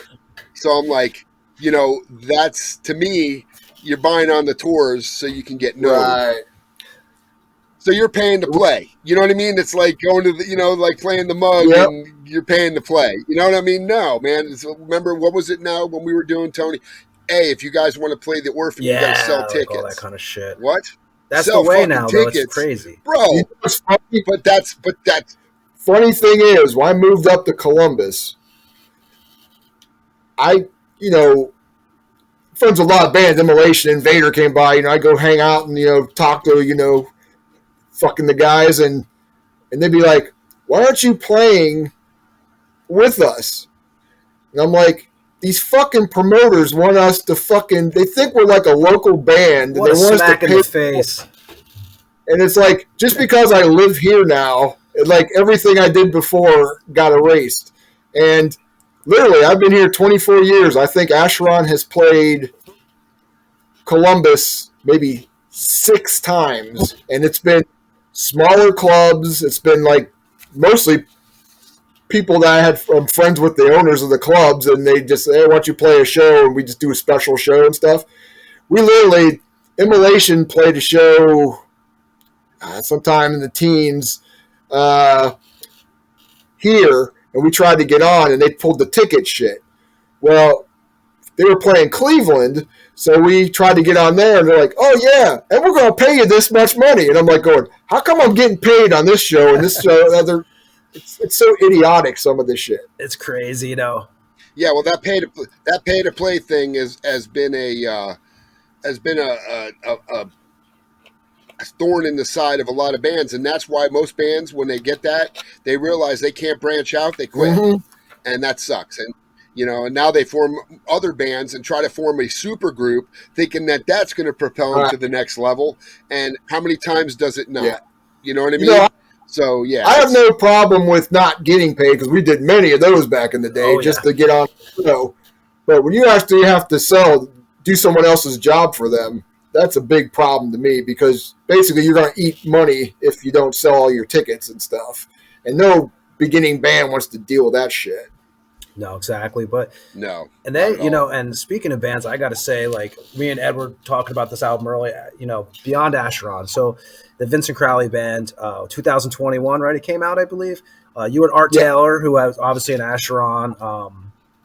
Dude, I mean, it's a great record. I mean, it's, again, it's a song. It's the songwriting is just killer on that record. What can you, and I know you went through Team Awards again for the album cover, and Odeum Records. That was now.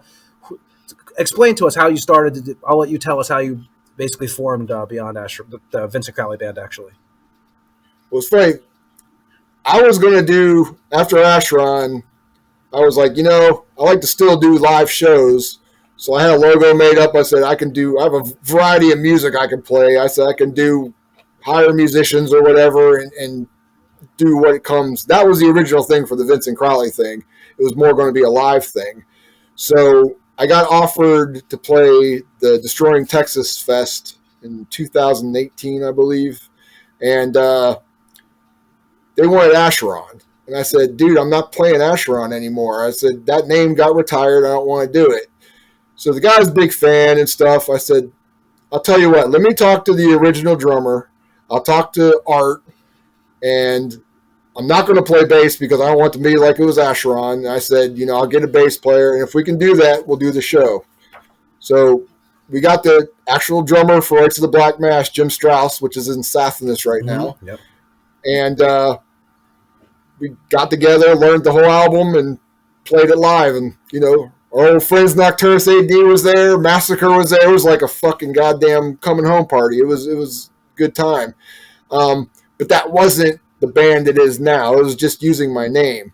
So me and Art, we were writing music, but we didn't know like what to do, or we couldn't find a drummer. We couldn't find people to play with. Up here, it's like really weird. They have a lot of little cliques. I mean, you think Tampa had some cliques at the time, man? This is way bigger cliques. Are the drummers the hardest thing to find there also? Because Tampa, that's always like the backbreaker right there is the fucking drummer.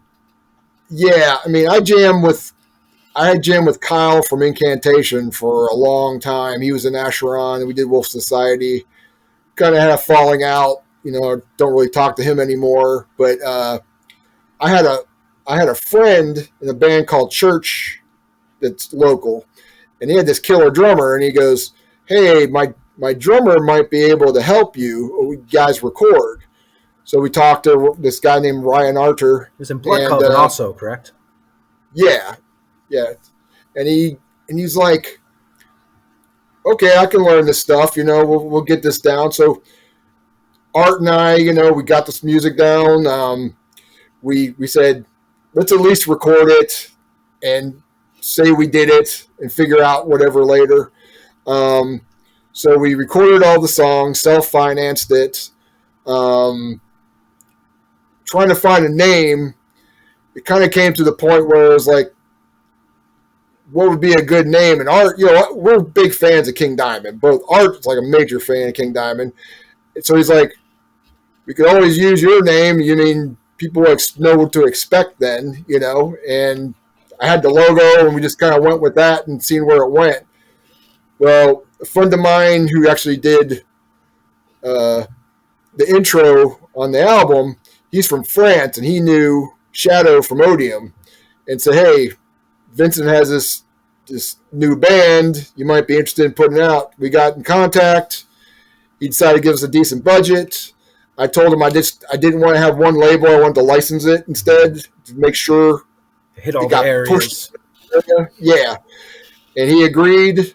We started that, got a couple other deals with people, and luckily we got all our money back, and shit started from there. Nice. And yeah, because you guys had, I mean, that record, I mean, the songs on there, you know, you can all tell that, I mean, it's just, what is the song? My Eternal Vow, I thought was just a killer tune. Lyrics are great on the record. You know, one song, what was the song that stuck out to me? There was it Farewell was a killer song. And I kind of thought, in a way, when I read the lyrics to that song, I kind of thought it kind of summed up your career in a way. Like, there's a line in it where you say, like, "This shall be my last goodbye. I've left a scar on the world." And it kind of, like, you know, I felt like, was that written on purpose to, like, reflect your career? Yeah. I mean, the first song, Beyond our Where No Light Shines, that was kind of symbolic of the end of the band. Mm-hmm. And then Farewell, it was kind of that, and just, I always thought, you get people like moaning and stuff about when they're going to die and stuff. And it's like, you know, I've lived a good life. If I would die right now, what would I write? And that's kind of like what I thought. That's what I got from it too, lyrically. Yeah, I totally got that. And, you know, I mean, to me, this record, and I don't mean like so much musically, but this has a raw Motorhead feel to me, like how Motorhead would have written a record. It's got a lot of doom to it, too. Like, it's very doomy also. Yeah, but I mean, just the overall, like, if Motorhead wrote a record today, I don't think Lemmy would be as fierce as he was, you know, 30, 40 years ago. Right. I think he would have written the record he wanted to write. Like, I think when he was getting older, right. You know, that last Motorhead album was kind of like that. If you look at the songs on that last Motorhead record, it was. And yeah, so I meant raw, not Acheron, right? Obviously not Infidel Reich, right. But it was like what probably you had envisioned writing for a long time, because you knew Acheron wasn't. Yeah. You just did it because it was popular. People loved it. But this is, I think, what you wanted to do for a long time, and you could tell that musically it's completely subsonic compared to Acheron. Yeah. Not that it's you know, it's weird because the final few years of Acheron, we actually had some of these songs wrote, and me and Art were like going, I don't think it's, you know, it's not really Acheron. And I wanted to go experiment more vocally too. You know, I wanted to do some different stuff. And I was like, I don't know how fans are going to dig this. And I said, lyrically, it's changing. And so when Acheron broke up, we said, okay, we need to do something different. We need to take an approach what we really want to. If you notice, like, it used to be in Acheron, I wrote the music, lead guy, do your leads, and this part, da-da-da. And it was like a simplistic formula, pretty much. You know, we all had our parts and da-da. Even though this band's named after me, it's more of a band than Acheron ever was, because, you know, I have guitar players, right? And we got everybody's contributing. Instead of doing, here's a lead there, hey, there's a melody here, here's a guitar thing here. We're getting more influenced, I think, by our old heavy metal influences. It's just with my vocals to it. And in fact, our new album we just recorded, Anthology of Horror, the label owner's like, I got to figure out what to classify this as because I don't know how to label you guys. And he goes, it's like heavy metal with your lyric or your vocals. So his description is going to be like, those who are fans of old school metal that like Candlemass and Merciful Fate. And I'm like, I don't have a problem with that. It's that's perfect. And that's awesome. Yeah, that's great, awesome. Man. You know, I was going to ask you, you know, you don't have to give us a specific number, but what would be some albums you would, you know, we talk about, you know, The Grave. What would you take with you? A couple albums. I know that, you know, you're an old school guy. Like myself, I find myself, sometimes I get mad at myself. I'm like, it's so hard for me to get into newer, newer shit. Like I'm locked into I hate to say it, man, but like what I grew up listening to is still what I wound up putting on the player. Yeah. What's funny is nowadays, I think I listen to more old. I find shit from the '60s now that I'm like, this is pretty fucking badass for back then. You know, it's like it's.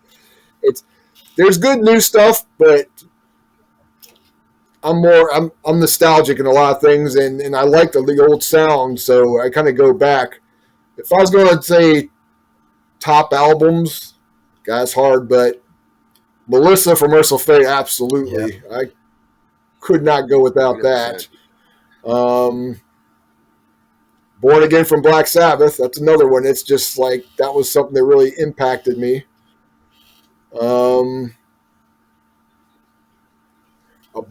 Morbid Angel, Abominations of Desolations. That was a fucking album. Mike's vocals are great on that. Underrated. Yeah. Underrated, right? It was underrated, man. Even to today, people just don't understand. They think it should be David Vincent, and I'm like, right. You know, nothing against David. David's Walters great. Is amazing. You know, everything he did was great. Yeah, but that was a different thing. Yeah, absolutely. Venom, Welcome to Hell. That was so groundbreaking. Motorhead, Ace of Spades. You know. I'd have to take some demos, I'm telling you. Because that Incubus, God Died on His Knees, fucking, I still adore that. That's my favorite fucking demo of all time. I think that was it sucks that band never did a full-length album. It was so good. We all grew up in the demo world, right? I mean, we were talking about it at one time, like, where, the demos, I mean, that was the thing back in the day, especially with the tape trading, back when we were kids. That was you would open up a magazine and there would be like 20 different people being like, I'm from wherever. These are my favorite bands. Contact me. And this was just the way we did it. Yeah. There's so many, man. Here's a question for you. Who do you think? So we got Judas Priest. What's the heaviest Priest record? This is a debate me and Ed have had. Well, obviously Painkiller, but I'm still very nostalgic about the older stuff. So it's like I probably listen to the older stuff more than Painkiller, but I do like Painkiller a lot and admire the direction they went on that album. Production, that's what changed for Priest is the production. If they would have had that production on the older stuff, who knows how heavy that shit would have been, man. Plus if they had Scott Travis back then no too. Doubt. Yeah. Because obviously Scott Travis changed the trajectory of how they were going to write songs. Absolutely. And we always talk about Vincent, like which I'd like to hear your opinion too, is like I like the physical product. I'm not a download fan. Like if I like an album, I'm gonna buy the record. I'm gonna buy the vinyl. I'm not just gonna download it or go to Spotify and download it. You might check it out. You may in a situation you may do that. And now you have the AI world where I think art's going to become total bullshit in the next 10 years. Like I don't even know if bands are going to use real artists anymore. Which I think I will say this right now. I will. Me and Ed playing a bunch of bands together. I will never not use a real artist. To me, that's just like a fucking. I agree 100%. I agree 100%. I did a post about that. It's like this AI bullshit is destroying everything. It's even like some of the technology now. I mean, back in the old analog days where you had to fucking like play your whole fucking song correctly or you fucking weren't going to get it out. Or it was going to go on the tape that way. Right, exactly. The old Tascam, Tascam 8-track. Yep. And now, I mean, you can just be some kid with a guitar and you can program bass, drums, everything, have an orchestra, and it's that easy now. Is it cool for kids? Yeah, I'm sure, but you're never going to get the same experience, having to really rough it out and figure out like sounds. And I mean, those programs now we can record at home. I mean, you want to sound like Randy Rhoads? Hit this. You want to sound like, Jimmy Page? Hit this. It's so Well, here's the problem. Pat from Hellwitch brought this up. The thing about the old school recording was, if you made a mistake, you kept it because it. And now every band sounds like they recorded at the same studio. It's like it's got to be perfect. Everybody's cut and paste and shit, and and it's just the ultra effects on this, and everything sounds so like and I don't use this as a disrespect, but like Fear Factory. How Dino and those you know what I mean? It was like everything was so tight and pristine, and it's like nobody really plays like that. I mean, there's always an element of a pick scrape or a fucking one little note, and that's what makes records from the old days so great. Is you could hear the. Well, we always talk about even like now everyone's all the bands, even bands that I grew up listening to when I was younger, like not the extreme bands, but people aren't even performing anymore. I mean, it's a fucking like there's like backing tracks, fake vocals. Well, it's funny because on our first album, the Acheron album, Rites of the Black Mass, if you listen to Thou Art Lord, there's a part where the cymbals just disappear for like a second, and you're like, what the fuck just happened? But they got those tracks from the demo, and somehow when it transferred, it fucked up. And if you listen real close, our drummer had a really bad habit of where he did rolls, and you can barely hear it, but it's like it's there in the recording, there was no polishing that up and shit, so it's funny to hear. But that's what's so great, right? I mean, that's what makes it real. It's like that's the things that, like, even when I hear demos, we're talking about the first Morbid Angel demo, you hear them having conversations in between the songs. Like, I don't know, to me that's like a magical thing, and it takes you back into time almost, and it's just, I don't know, it's one of those deals. And I know we almost kept Vincent for almost 2 hours besides the first 20 minutes that we lost. But that's fine. Just a couple more things, Vincent, that we'll let you go on your Saturday. But I wanted to, so obviously I could tell from behind you and behind, I'm sure most of us are horror movie fans, man. You got any recommendations? Like I was telling Ed, I'm trying to get Ed to watch Terrifier too. Like I dug that movie. I mean, yeah, it's I like the first one better, but this, you have to take it as, it's not a reality. The gore is beautiful. Did you find it that when you saw the second one, like, so I love them both. I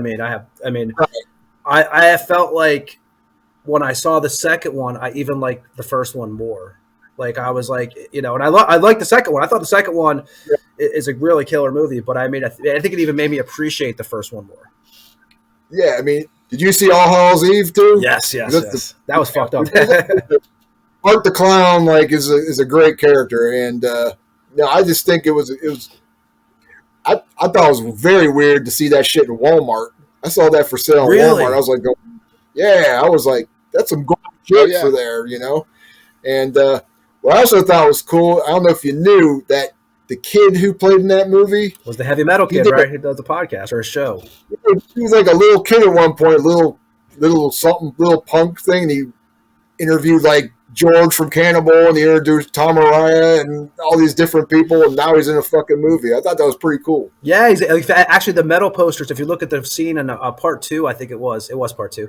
He's in his bedroom, and actually the posters, King Diamond, Overkill. I mean, it's just totally cool. I mean, I told Dad he's got to see it. You really appreciate it, man, especially because I'm not a big CGI guy. Like I'm a fan of like the old Evil Dead films and all that stuff, and I felt like, with Damon Leone, he's the one that makes the Terrifier movies. I really feel like the makeup and because he's a makeup artist, just did really well, man. But is there any other movies you would recommend that you've been checking out, or? It's weird because it's like I have so many freaking horror apps, and I end up discovering old movies I haven't seen before. I just watched one called The Hollow that was about kind of like this Irish family that moves to the small country town, and they have like kind of the folklore of the banshees and weird shit. And if you've seen the movie Splinter, it's almost like a combination of folklore and that mixed together, and it's like done really well. One of the best movies I think they've had in the last, it's not new, but if you've ever seen The Void, it goes right back to those old school special effects and kind of a Hellraiser, H.P. Lovecraft story-ish kind of stuff. I love that.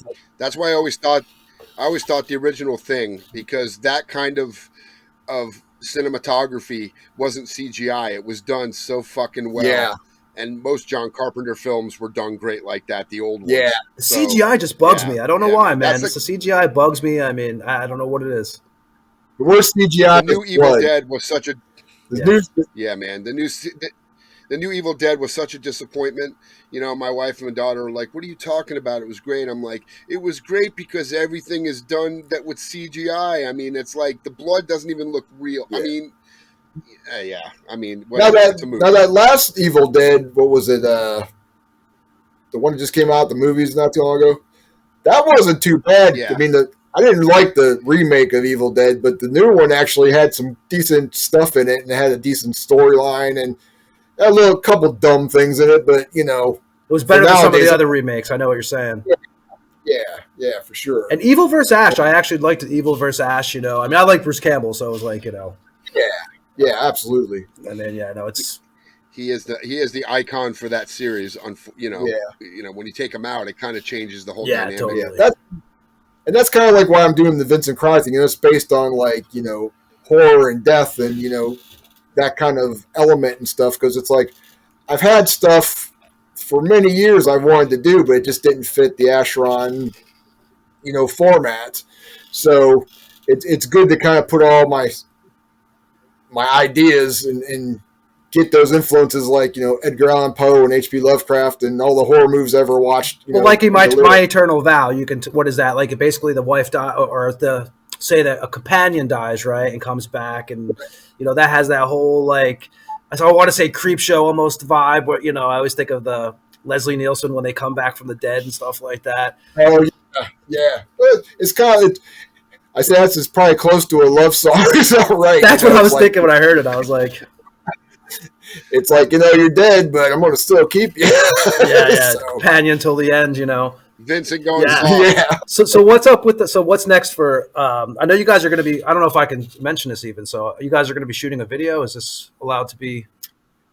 Yeah, that's fine. Okay. Yeah, we're shooting a video for one of the songs, which is called Amityville's Horror, which obviously the title tells it all. And that's going to be the first video for the new album, Anthology of Horror. And there's a lot of like horror influences on this, some taken from actual things, some I've kind of made up or, you know, used from like expanded and made my own versions of.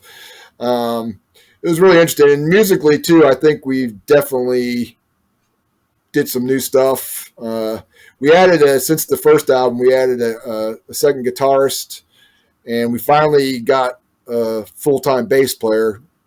Art and I fucking had to share the bass duties on the first album because it was, you know, we were just trying to get the music out. But Tim Wilson now you have? Yeah. Okay. Yeah, so and Eric Stewart on guitar, and Eric and Art are both fucking phenomenal shredders. But the good thing about them is they know this isn't about let's show off everything we have, and it's about the song comes first, and which is huge, I think. And it's really balancing. That's what makes music. Yeah, absolutely. And I think we definitely expanded on stuff. You know, this is definitely all horror. You know, I got everything from Amityville Horror to, you know, Serpents in the Rainbow and, you know, voodoo shit, vampires, you know, werewolves. And God, I remember when Serpents in the Rainbow came out on what was that? It was got to be late 80s, right? That movie. Yeah, that was awesome. Mm-hmm. So it's really cool to experiment. And actually, Nocturnal, who used to play in Nocturnus AD, yeah, I know him. Yeah, he actually did keyboards for us. We definitely wanted keyboards. We couldn't really find anybody that could, you know, that. And he's fast. a metal guy. I've known that dude for years, and he's a lifer, right? That dude is like a true, truly into for it. Sure. You know, I mean, and he definitely added some really good stuff. We didn't want to be. We added keyboards, but our keyboards we want to keep in the back, almost like the old bands that, you know, they had it, but it wasn't like blaring, and it worked out really good. He added some really cool stuff to the album, so we look forward to people hearing it and checking it out. It's definitely. I can imagine on a horror-based album with some keyboards, you know, if you get that ambience with the keyboard in there, I bet you that's. Do you guys have a release date for that, or kind of like an idea? Yeah, they're saying early 2024. So it's been in the they're just basically getting ready for the whole promotion. And they've had it for a few months now. So they're just trying to get, we're going to do the video. They're going to do the video release, do a single release, and then then do the album release. Okay. So, and there was, what was the other band? What was Ed? What was the other band that we thought Vincent with Damien? Oh, Dominari. Yeah. Dominari. Yeah. Man, I love that name, but man, I cannot get that shit to stick, man. It's like fucking, it started off with when me and Eric Hoffman were first talking, and Eric's like, man, we need to do something together, and I'm like going, that's cool, and then I actually talked to Nick Barker, and I was like, hey, me and Eric are doing something. He's like, well, I'm in, and I'm like, oh God, man, this is going to be fucking killer, man. And then it just snowballed where Eric was having some issues with, the deicide stuff, and it just kind of interfered and it never took off. And I tried to get with some other people and that didn't take off, and try to get with some. So that's just a thing that might happen someday, but I'm not going to hold my breath. No, man, dude. What? I play bass, in case you were wondering. I don't. Yeah, Vincent, man, I cannot thank you enough, dude. Like I said, we really wanted to get you on here right when we started the show. We wanted to get some stuff set up before we brought you on, because this has been me and Ed are, like, as I told you earlier, we're learning as we go, as obviously we have saw tonight when we first started recording. So it's like every episode is like we're picking up something new and doing it, man. But we really appreciate it, and I can't thank you enough. Yeah, this was, for me, man, because of our history and how long I've known you. Mm-hmm.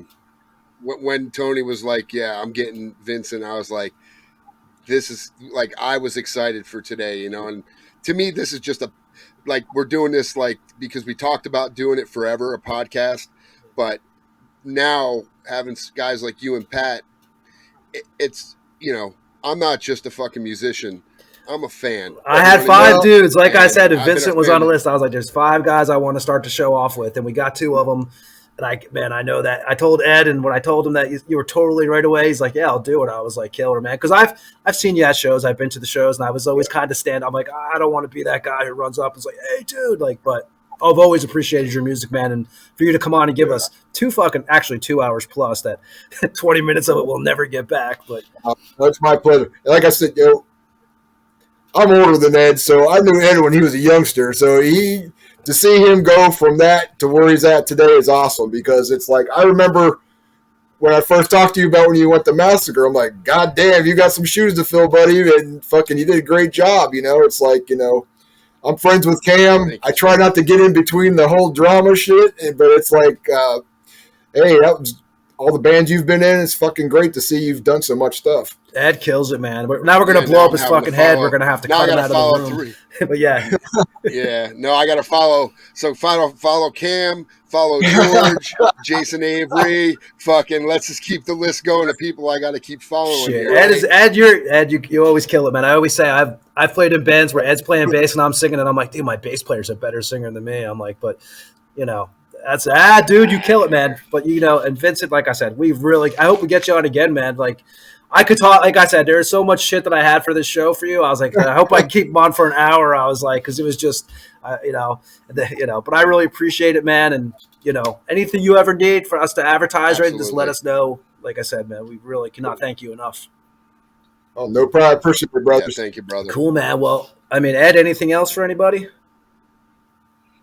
No, just I'm excited to hear this new record. CD. Sorry, I'm just not a download. But everything you've put out, man.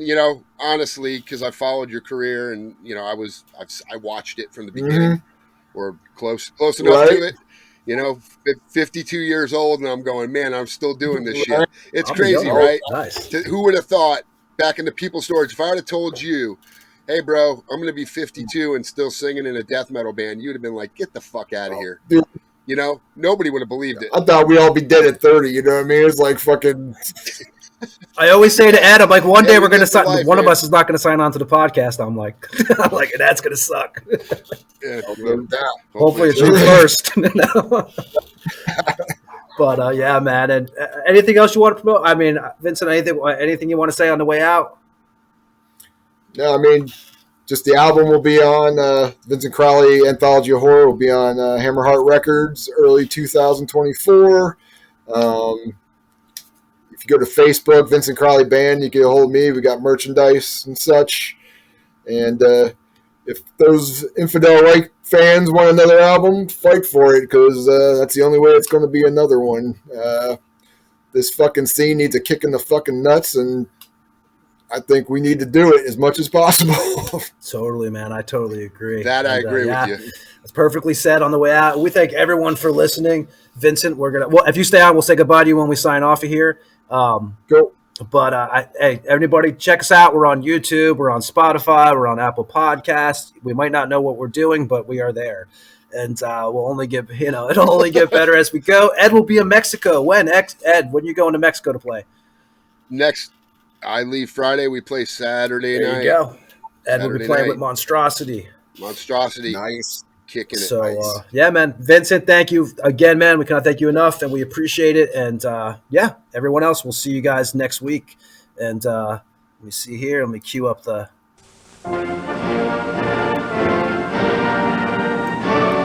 We do the old public access style as we grew up. This is what we saw on the TVs as it signed off. But from Tony, Ed, and Vincent Crowley, thanks again for listening, and see you next Tampa Morgue.